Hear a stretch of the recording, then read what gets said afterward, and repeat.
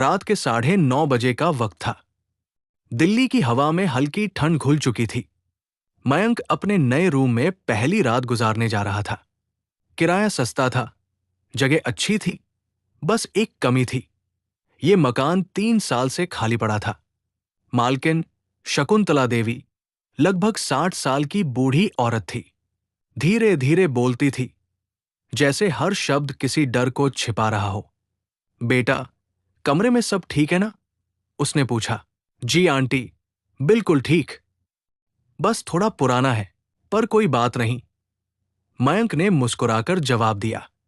शकुंतला देवी ने धीरे से कहा, रात में अगर ऊपर वाली छत पर किसी के चलने की आवाज आए तो डरना मत, वो बस हवा है। और फिर दरवाजा बंद करके चली गई। रात के करीब 11 बजे मयंक ने लैपटॉप खोला। ऑफिस का काम पूरा करना था। कमरे में पुराना पंखा चल रहा था, जो रह रहकर चरमराहट कर रहा था। फिर ऊपर से किसी के चलने की थक थक थक आवाज आई। मयंक चौंका। वो सोचने लगा, आंटी ने कहा था हवा है, लेकिन आवाज तो बिल्कुल साफ इंसानी लग रही थी।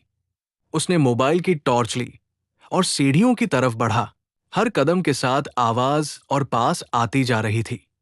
छत पर पहुंचा तो हवा में सन्नाटा था। चारों ओर काली रात।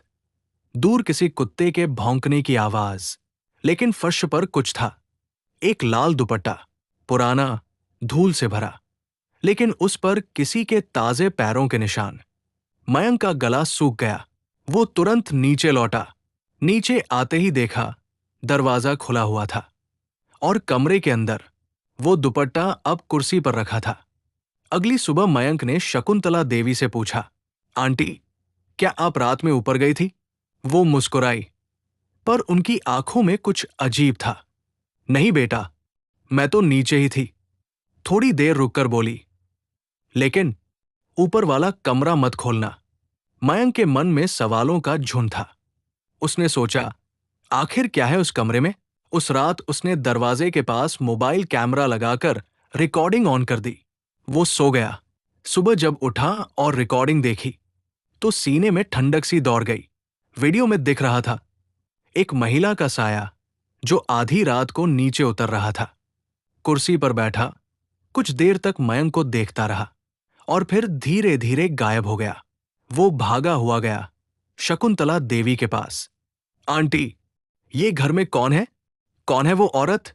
आंटी कुछ देर तक चुप रही, फिर बोली, बेटा, वो मेरी बेटी थी। 3 साल पहले यही उसी कमरे में उसका खून हुआ था। जिस दिन से वो गई है, किसी को ये घर पसंद नहीं आया, लेकिन तू आया तो लगा वो लौट आई है। मयंक कुछ कह नहीं सका।